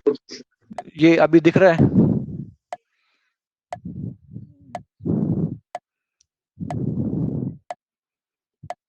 अभी ठीक है? अभी कीजिए आंसर। ओके, बहुत ही आसान सा था, हमने अभी पढ़ा ही है कि जो हमारे पास ये होता है कल्याण सोना, ठीक है, जय रत्ना है, ये अभी पढ़े ही थे हमने। Okay, so until now we have explored all the pros, मतलब कि हमने जो ग्रीन रेवोल्यूशन है ना उसके बारे में जितने भी इसकी प्रोस का मतलब होता है अच्छाइयाँ, जितनी भी अच्छाइयाँ थी ना वो हमने सीख लिए कि क्या क्या फायदा हुआ। तो क्या हमें कौन सा मतलब होता है, इसका नुकसान क्या हुआ, मतलब इसका कुछ फायदा भी होता है ना, कुछ नुकसान भी होता है। तो इसका नुकसान क्या है? जो ग्रीन रेवोल्यूशन हुआ है उसका कुछ ना कुछ तो नुकसान भी हुआ होगा। तो वो है हमारा अभी नेक्स्ट की प्रोन्स, मतलब इसका फायदा क्या हुआ और इसका नुकसान क्या हुआ ग्रीन रेवोल्यूशन का, वो पढ़ रहे हैं। ठीक है, सो देखिए। Aftermaths of the green revolution and cons को दोनों देखते हैं जी। प्रॉस, पॉजिटिव बातें क्या रही? हाई यील्डिंग वेराइटीज को इस्तेमाल करने से क्रॉप प्रोडक्शन बढ़ा, फार्मर्स को प्रॉफिट हुआ, किसान को मुनाफा हुआ, आमदनी बढ़ी, राइट जी। और अगर फूड अवेलेबिलिटी ज्यादा होगी तो कीमतें भी आसमान नहीं छुएंगी, है ना, ये भी जरूरी है। अगर कम उपज हो रही है, ज्यादा लोगों को वो चाहिए, तो उस चीज की कीमत बढ़ जाएगी। सो फूड प्राइस फिर कंट्रोल्ड रहेगा अगर प्रोडक्शन ज्यादा है। तो हाई यील्डिंग वैरायटीज के इस्तेमाल होने से number 1 increase in the crop production, number 2 farmers were profited economically, फायदा हुआ ना उस चीज का, reduced food price. But at the same time नुकसान क्या हुए? हाई यील्डिंग वैरायटी यूज करने के नुकसान भी हो सकते, बिल्कुल हो सकते। Number 1 extinction of the indigenous varieties, जो लोकल वैरायटीज थी, जब उनका कोई इस्तेमाल ही नहीं करेगा, उन्हें उगाया ही नहीं जाएगा, तो फिर तो वो खत्म हो जाएंगे। राइस की कितनी ऐसी वैरायटीज हैं जो शायद खत्म हो चुकी हैं भारत से। क्यों हो गई खत्म? क्योंकि पिछले सैकड़ों सालों में किसानों ने उस बीज को बोया ही नहीं है, उस प्लांट को ग्रो ही नहीं करा, तो फिर वो कहां से आएगा? सभी इसी दौड़ में लग गए कि हाई यील्डिंग वैरायटीज को ही उगाया जाए। Got it? So extinction of the indigenous varieties, lack of biodiversity in the crops. Ecologically biodiversity बनी रहनी चाहिए, इवोल्यूशनरी पॉइंट ऑफ व्यू से भी बायोडाइवर्सिटी होनी चाहिए। सो जब केवल एक ही तरह की क्रॉप को, हाई यील्डिंग वैरायटी को ही हम उगाते जाएंगे, पीढ़ी दर पीढ़ी वही होता जाएगा, तो स्वाभाविक सी बात है बहुत सी प्रजातियां ऐसे ही खत्म हो जाएंगी, बायोडाइवर्सिटी कम हो जाएगी। देखते हैं जरा, use of fertilisers and pesticides, कीटनाशक जो हैं, इसके कारण पैदावार बढ़ी, यील्ड बढ़ी, राइट। और जब आप कीटनाशक इस्तेमाल करेंगे तो कीड़े मकोड़े जो भी हमारी फसलों को नुकसान पहुंचाते हैं, ग्रेगेरियस पेस्ट्स जो हैं, टिड्डी दल जैसे हम कह देते हैं, सो बहुत सारी चीजों से राहत मिली हमें। लेकिन एट द सेम टाइम जो नुकसान वाली बात है मैंने आपको वो भी बताई। वाटर एंड सॉइल पोल्यूशन, उन फर्टिलाइजर्स का और पेस्टिसाइड्स का लेवल जल स्तर, जल में भी पहुंचेगा, पानी में पहुंचेगा, वाटर टेबल तक पहुंचेगा, या फिर डायरेक्टली मान लीजिए बारिश हुई, बारिश के पानी के साथ बहते हुए फर्टिलाइजर, इंसेक्टिसाइड, पेस्टिसाइड जाकर के इकट्ठे हो रहे हैं किसी तालाब में, पोखरी में, नदी में। उस तालाब में भैंसे भी नहा रही हैं और जानवर भी हैं, तो वो डायरेक्टली इनडायरेक्टली तो पहुंच गया ना, भैंस के दूध के जरिए हमारे शरीर में पहुंचा। आपने भैंस को जो चारा खिलाया उसके ऊपर बहुत सारे इंसेक्टिसाइड्स थे, भैंस के शरीर में पहुंचे, काऊ या बफलो, शीप, गोट जो भी जानवर है, उसके मिल्क के जरिए हमारे शरीर में पहुंचे, तो नुकसान तो हुआ, राइट। सो डायरेक्टली अगर गलती से भी ह्यूमंस कंज्यूम कर लें तो फिर तो बहुत ही खतरनाक है ये चीज, लाइफ थ्रेटनिंग सिचुएशन हो जाएगी। एग्रीकल्चर को बढ़ावा देने के लिए मशीनरी का इस्तेमाल किया गया, ट्रैक्टर्स का इस्तेमाल हुआ, और बड़ी बड़ी मशीनें जो अकेली एक मशीन ही सक्षम है पूरे खेत की कटाई के लिए, चाहे वो कितने भी एकड़ में हो। पहले वही काम लेबर्स करते थे, इंसान करते थे, मिलजुल के करते थे। सब आप समझे मैं क्या कहना चाह रहा हूं इसमें? किसान को एक बात को फायदा तो जरूर हो गया, reduced labour cost. Agriculture machinery use करने से जो पैसा मजदूरों को देना पड़ रहा था खेत में बुआई करने के लिए, हल चलाने के लिए, कटाई के लिए, वो सब पैसा बचा, लेबर कॉस्ट रिड्यूस हुआ। लेकिन लेबर का अनएम्प्लॉयमेंट भी तो हुआ ना उसमें, है ना। कितने लोगों का तो रोजगार ही यही था, रोजी रोटी ही यही थी, खेत खलियान में काम करना। तो मशीनरी के आने से वो अनएम्प्लॉयमेंट भी बढ़ी है, नो डाउट, राइट। एक नुकसान वाली बात है। Labourers they lost the job and it added up to the financial burden. अब वो जो मशीनरी है भाई वो भी तो बहुत महंगी है ना, ट्रैक्टर कोई आसान तो नहीं है, कोई ऐसा तो नहीं है बाजार गए और ट्रैक्टर खरीद के ले आए भाई 1000-2000 रुपए का, ऐसा तो नहीं है। तो किसान को लोन भी लेना पड़ सकता है, एक फाइनेंशियल बर्डन भी है उस कॉस्टली मशीनरी को खरीदने के लिए।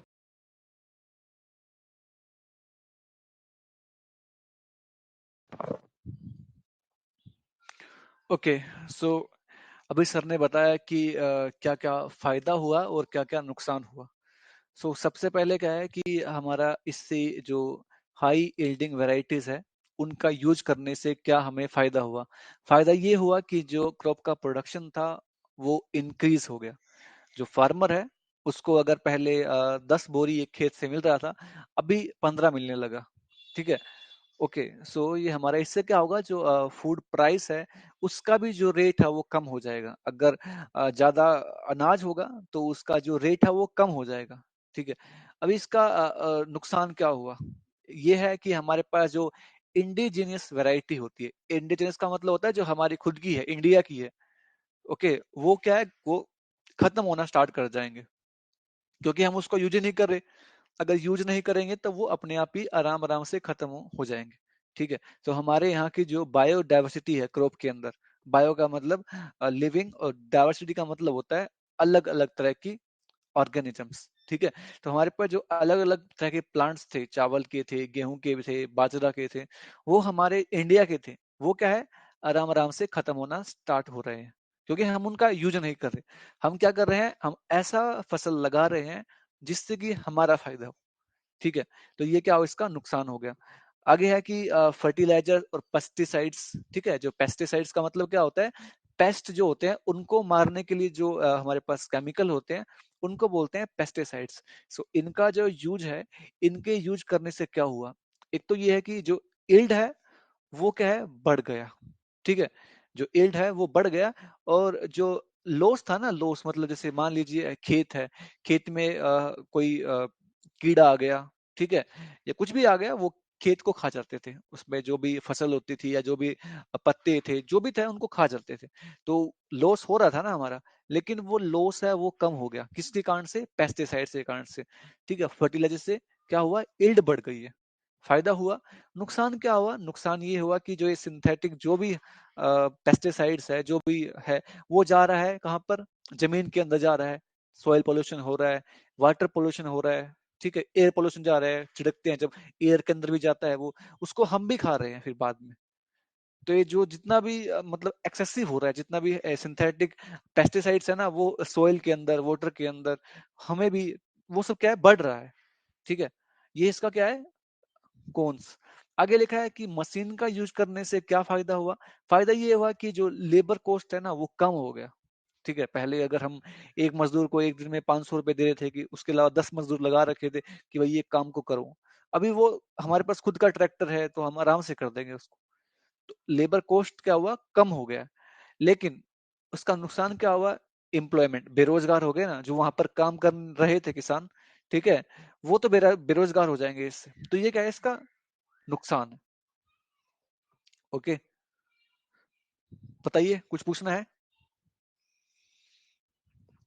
ठीक है, तो आपसे एक क्वेश्चन है, बताओ जो वीट का प्रोडक्शन है 1960 में कितना था और 2000 में कितना हो गया। हमने जो ये ग्रीन रेवोल्यूशन किया, इससे जो वीट का प्रोडक्शन है कितना बढ़ा, 1960 में बताओ कितना था गेहूं का, बताओ। 1960 में जो गेहूं का प्रोडक्शन, हाँ good Puneet, 11, okay, 11 million ton. ठीक है, 11 मिलियन टन था, वो क्या है 1960 में था। अब 2000 आते आते कितना हो गया ये, बताओ Puneet. 75 million tons. 75 million ton. Good, 75 million ton हो गया, ये बात याद रखनी है, एनसीईआरटी में दे रखा है। उसके अलावा राइस का बताइए, जो राइस है, राइस 1960 में कितना था? 35 million tons. 35 था और 89.5 हो गया। हाँ अतुल, अर्पिता, गुड। सो हमारा जो राइस का प्रोडक्शन है वो कितना था, 35 मिलियन टन था, और अभी कितना हो गया वो, 89.5 मिलियन टन। 18.5 million. हाँ हाँ ठीक है अर्पिता, ओके गुड। हाँ कृष्णकांत, गुड।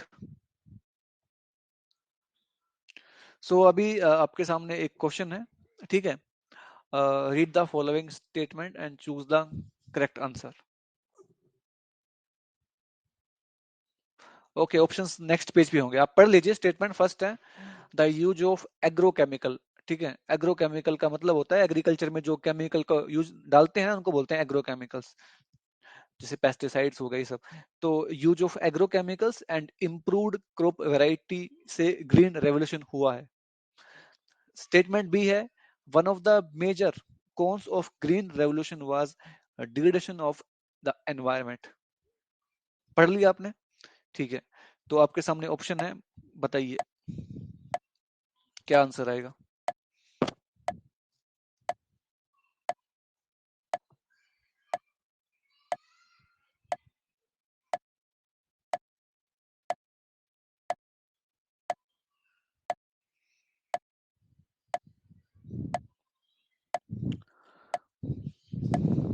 बताइए क्या आंसर आएगा।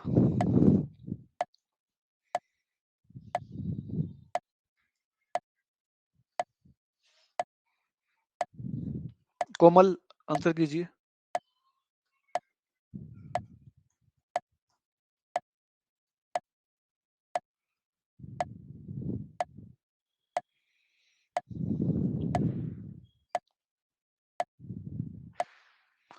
Okay good. सो इसका जो आंसर है हमारे पास वो है सेकंड। ठीक है, दोबारा पढ़ लीजिए क्वेश्चन को एक बार। यहाँ पर लिखा है कि the use of agrochemicals. Agrochemicals मतलब जो भी हम पेस्टिसाइड्स है, जो भी केमिकल्स हम खेतों के अंदर डाल रहे हैं, ठीक है, उसके अलावा जो हमारे पास वैरायटी है ना, जैसे कल्याण सोना हो गया, जया रत्ना है, सोनालिका है, इन सब का यूज से क्या हुआ है, ग्रीन रेवोल्यूशन हुआ है। हाँ सही बात है बिल्कुल। आगे लिखा है कि one of the major cons of green revolution was, कि इसमें से हमारे पास बहुत सारे नुकसान है ग्रीन रेवोल्यूशन के। उसमें से एक ये है कि हमारा जो एनवायरनमेंट है वो खराब हुआ है इससे। हाँ दोनों बात सही है, पहले वाली भी सही है और ये भी सही है। आगे लिखा है कि क्या बी जो स्टेटमेंट नंबर 2 है, क्या वो स्टेटमेंट नंबर 1 को एक्सप्लेन कर रही है। तो इसका आंसर क्या होगा, नहीं। ठीक है, वो इसको नहीं एक्सप्लेन कर रही है, वो अलग स्टेटमेंट है, वो अलग स्टेटमेंट है। ठीक है, दोनों अलग स्टेटमेंट है। ओके, आपने 10th क्लास में किया, अच्छा आपने तो नहीं किया है। इससे पहले जो 10th क्लास में आई है ना, वहां पर था ये, एमसीक्यू में आता था, असर्शन रीजन। ओके, सो अभी देखो हमारे पास जो मिड 1960s, ओके, जब 1900 सर हमारा भी था, अब तो 11th में हो गया ना, उस टाइम आपका 11th में था। ओके हाँ 11th में भी था ये। सो जो ये मिड 1960 था, तो ये उस टाइम का पीरियड था।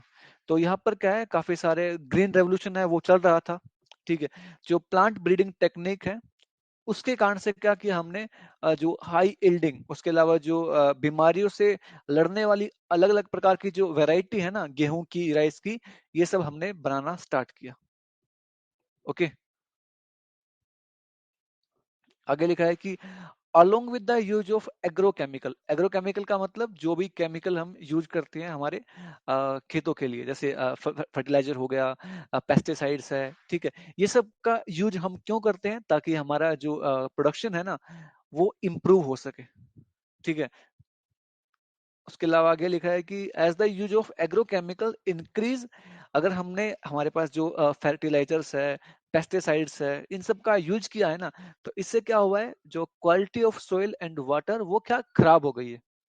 खराब तो हो गई ही, कि जो अलग प्रकार के केमिकल है वो मिट्टी के अंदर जा रहे हैं, उसके अलावा वाटर के अंदर, वाटर में मिल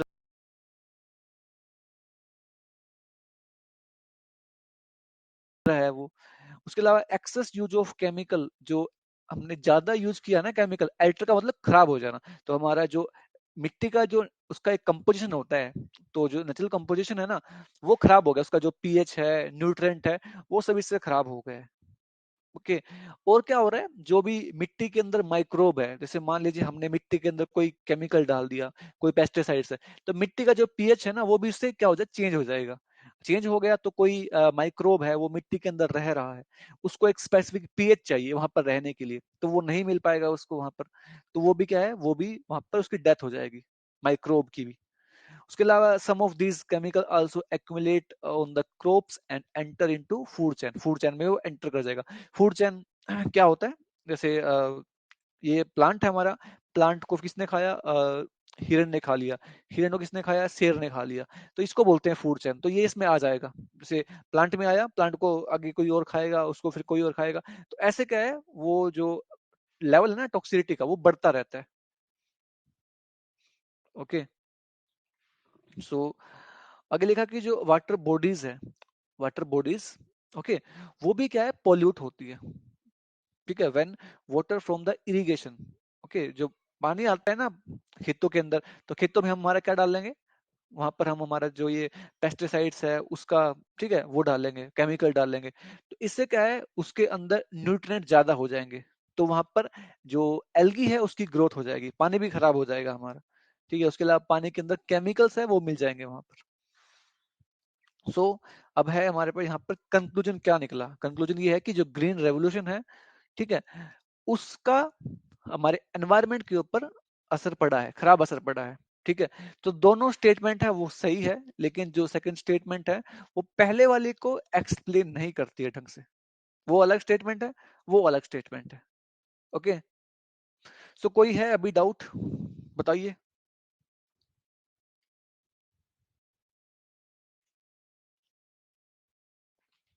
कोई डाउट है? Okay, good good. ओके ठीक है, बताइए मुझे जो IR8 है ये कहाँ से है? IR8 ये जो वैरायटी है ये किस देश की है? IR8 IR ये फिलिप्सिन हाँ हाँ, फिलिप ओके, फिलीपींस।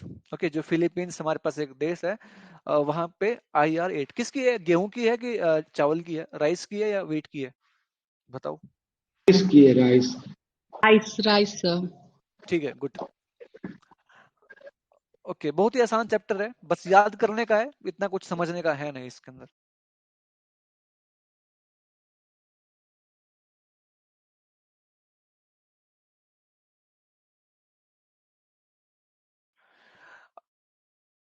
हाँ, ताइचुंग नेटिव वो हमारी कहाँ से है? ताइवान से है। ठीक है, okay good. Okay, so plant breeding was one of the foundation that led to green revolution. Okay, plant breeding का मतलब क्या होता है? दो अलग अलग हमारे पास क्या है, वैरायटी है, उनको मिलाकर हम क्या कर रहे हैं, कुछ अलग बना रहे हैं, उसको बोलते हैं प्लांट ब्रीडिंग। सो आप देखिए क्या होता है प्लांट ब्रीडिंग। ब्रीडिंग लीजिए, प्लांट ब्रीडिंग, और डिफाइन करते हैं कि प्लांट ब्रीडिंग से हमारा मतलब क्या है। राइट जी, लिखेंगे सभी बच्चे। All my future doctors, all my cardiologist, plant breeding को हम कुछ इस तरह से डिफाइन करते हैं। It is purposeful manipulation. Purposeful मतलब ऐसा करने का कोई मकसद है, कोई फायदा है, कोई जरूरत है, किसी वजह से हम ऐसा कर रहे हैं। It is purposeful manipulation of plant species. Plants की अलग अलग प्रजातियों का हम मैनिपुलेशन कर रहे हैं किसी फायदे के कारण, किसी वजह के कारण, to create desired plant types. कुछ बेहतर कैरेक्टर्स हम सोचते हैं कि भाई ये प्लांट डिजीज रेसिस्टेंट है, ये प्लांट हाई यील्डिंग है, इनको क्रॉस करा दीजिए, अगली जनरेशन में दोनों कैरेक्टर्स के आने की संभावना है। 100% गारंटी नहीं होती इस चीज की, राइट? ये अभी हम आगे पढ़ेंगे, अलग अलग स्टेप्स जब जानेंगे ना प्लांट ब्रीडिंग के, उसमें आपको ये चीज समझ आएगी। ठीक है जी। सो प्लांट ब्रीडिंग क्या है? Purposeful manipulation of plant species to create different plant types that are better suited for cultivation, जो कल्टीवेशन के लिए बेहतर suited है, एनवायरमेंटल कंडीशंस को लेकर के रेजिस्टेंट है, पेस्ट रेजिस्टेंट है, यील्ड जिनकी ज्यादा है, they give better yields and are disease resistant. तो मोटे तौर पे प्लांट ब्रीडिंग वो तरीका है जिसके जरिए हम बेहतर प्लांट्स की जो है वैरायटीज बनाते हैं, जिनमें डिजीज रेजिस्टेंस हो, जिनकी यील्ड ज्यादा हो, पैदावार ज्यादा हो, और जो एनवायरमेंटल कंडीशंस को भी टॉलरेट कर सकें बेहतर तरीके से।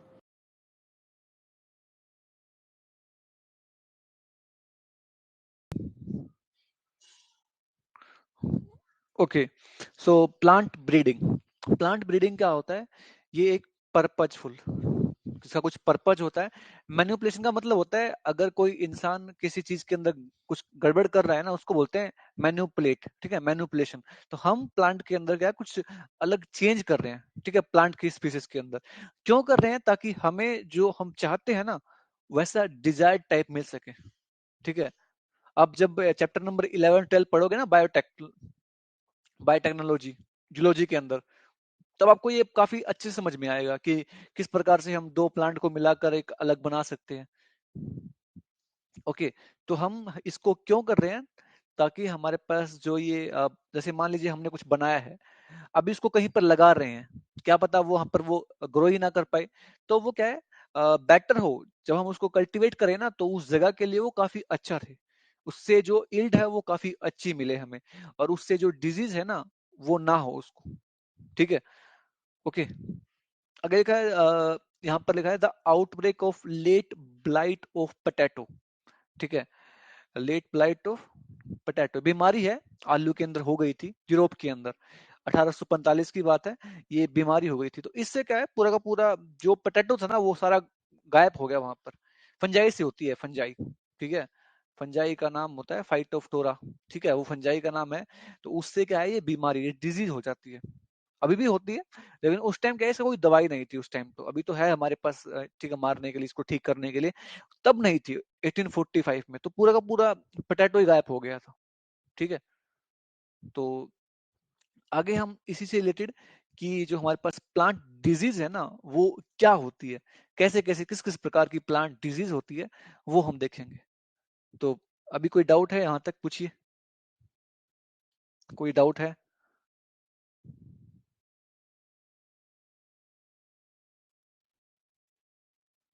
ओके, सो नेक्स्ट वीडियो जो है हमारी वो है प्लांट डिजीज से रिलेटेड। ये तस्वीर जो आजादी से पहले की भारत में एक बड़ी ही विपदा वाली सिचुएशन आई थी बंगाल में, द बंगाल फेमीन। फेमीन समझते हैं, अकाल पड़ जाना। बड़ी ही दर्दनाक स्थिति थी भारत के लिए ये उस समय, राइट। किसी भी देश के लिए इनफैक्ट ये सिचुएशन बड़ी ही मुश्किल वाली ये परिस्थिति हो जाती है कि जब देशवासियों के लिए भरपेट भोजन ना हो। क्या वजह रह जाती है कि ऐसी अकाल वाली स्थिति पैदा हो जाती है कि भोजन की पैदावार इतनी कम हो गई, फसलों की पैदावार इतनी कम हो गई? कोई वजह तो रही होगी। Now see, leaf spot disease in rice. Diseases सिर्फ एनिमल्स में ही नहीं है, सिर्फ ह्यूमंस में ही नहीं है, प्लांट्स में भी डिजीजेस हैं। Diseases caused by fungi, diseases caused by bacteria, diseases caused by nematodes. कई तरह की बीमारियां प्लांट्स में भी है। Leaf spot disease in rice, the causative organism is Coccylobonus miavenus.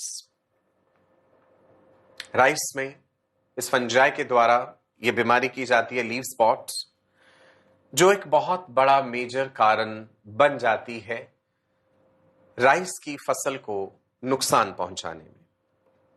So as I said that diseases सिर्फ animals या humans में नहीं है, प्लांट्स में भी होती हैं। And such diseases can be caused by fungi, puccinia triticina. Note कर लीजिए नाम, puccinia, PUCCINIA, Puccinia triticina. It causes brown rust disease in the wheat. Brown colour का रस्टी अपीयरेंस हो जाता है व्हीट प्लांट का, so it's called brown rust disease in wheat. Then red rot of sugarcane, another important disease caused by fungi. Then there is late blight of potato. देखिए कई बार हम आलू काटते हैं, ऐसे आलू सड़े हुए निकलते हैं काले रंग के, so that's late blight of potato.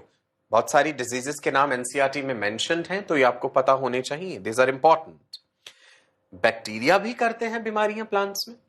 Black rot in crucifers, black rot in crucifers, xanthomonas campestris, important, सब लोग लिखेंगे भाई। प्लांट डिजीजेस में, as I told you, diseases caused by fungi, then there are diseases caused by bacteria. Xanthomonas campestris, it causes black rot in crucifers.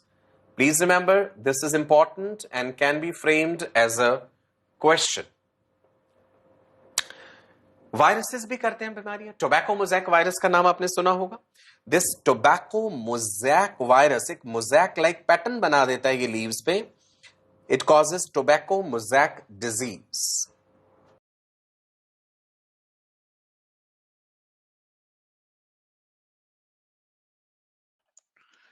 Okay, so अभी sir ने बताया आपको कि ये जो प्लांट के अंदर जो डिजीज होती है, ये बैक्टीरिया से भी हो सकती है, ये वायरस से भी हो सकती है, फंजाई से भी हो सकती है। जो सिर्फ आपके एनसीईआरटी में दे रखी है, उनका ही जो जिक्र है वो सर ने अभी किया। पहली है leaf spot disease in rice. Rice जो होता है उनमें होती है leaf spot disease. Brown rust disease in wheat, याद रखना, पहली है leaf spot disease. Brown rust जो होता है वो गेहूं में होता है। और रेड रोट शुगर केन में आपने देखा भी होगा, शुगर केन उसमें होता है ना जो रेड कलर का, वो क्या होता है, वो फंजाई होता है। ठीक है। उसके अलावा हमारे पास जो वायरस है, वायरस से भी काफी सारी डिजीज होती है, जैसे tobacco mosaic disease tobacco plant में होती है। और भी बहुत सारी है जो सिर्फ एनसीईआरटी में हमारे काम की है, हमें सिर्फ वो याद करनी है। बैक्टीरिया से जैसे ब्लैक रोट इन क्रूसीफर, ठीक है, क्रूसीफर के अंदर ये हो जाती है। ओके, सो ये उसके कुछ नाम दे रखे हैं कि ये किन किन से होता है। सो ब्राउन डस्ट जो होता है गेहूं के अंदर, आपको ये नाम याद करने की नीड नहीं है, ठीक है, अगर आप चाहो तो याद कर सकते हो। पहला है हमारे पास जो ब्राउन डस्ट डिजीज है गेहूं में, वो होती है पक्सिनिया से। ठीक है, पक्सिनिया जो होता है उससे हमारा ब्राउन रस्ट डिजीज होता है गेहूं के अंदर। जो रेड रोट है, ये आपने पढ़ रखा है 11th क्लास के अंदर। ये किससे होता है? ये होता है कोलेक्टोट्राइकम से। ठीक है, ये किससे होता है? कोलेक्टोट्राइकम से होता है। आगे है लेट ब्लाइट ऑफ पोटैटो, ये होता है फाइटोफ्टोरा से। ओके, फाइटोफ्टोरा, फाइकोमाइस्टीज आपने पढ़ा होगा 11th क्लास में, उसी में आता है ये हमारा लास्ट में इनपरफेक्ट फंजाई डिटारोमाइस्टीज वहां पर आता है, ये बेसिडियोमाइस्टीज का।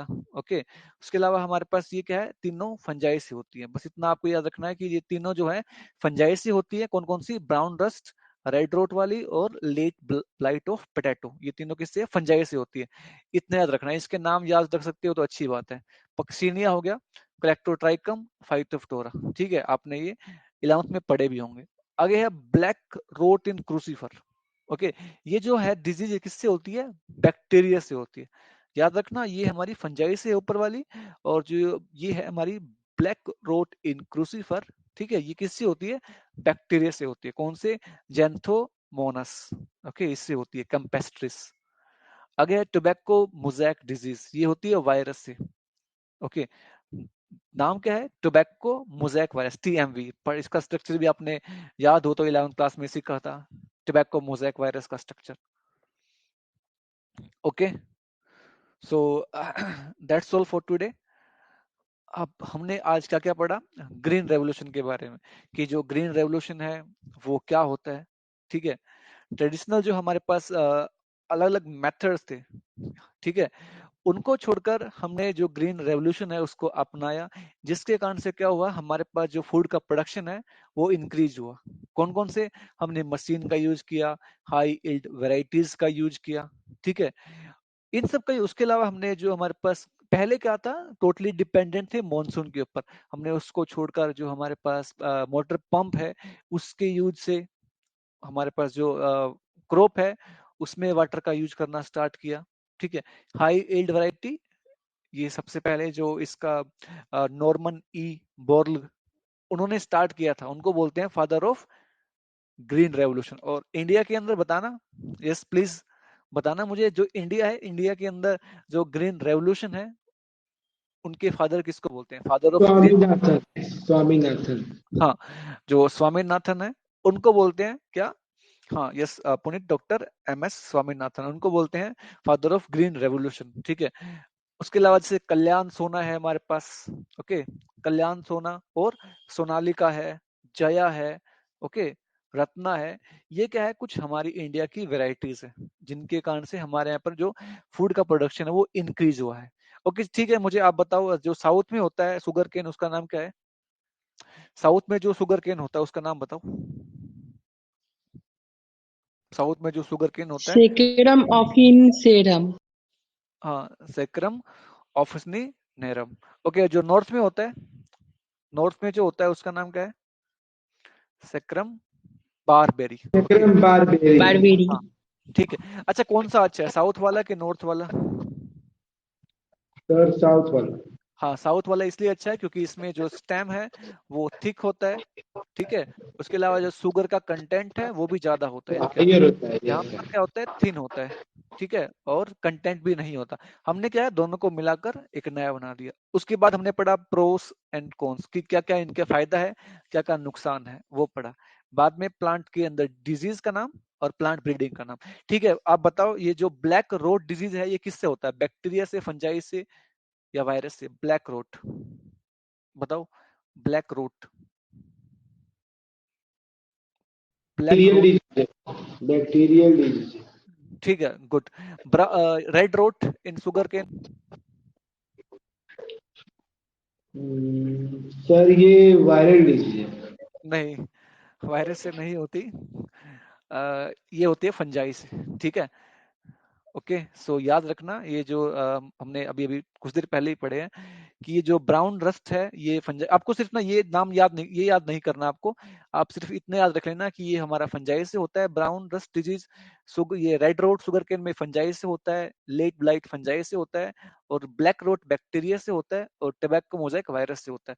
बस इतना याद रख लेना, ये काफी है। आपकी एनसीईआरटी में ये सब नाम दे रखे हैं, ठीक है। ये नहीं दे रखा है, लेकिन ये दे रखा है, ये याद करना पड़ेगा। Okay, that's all for today. अगर आपका कोई भी डाउट है तो आप पूछ सकते हो। का कोई डाउट है तो आप पूछ सकते हो। So thank you for attending this session. Thank you everyone.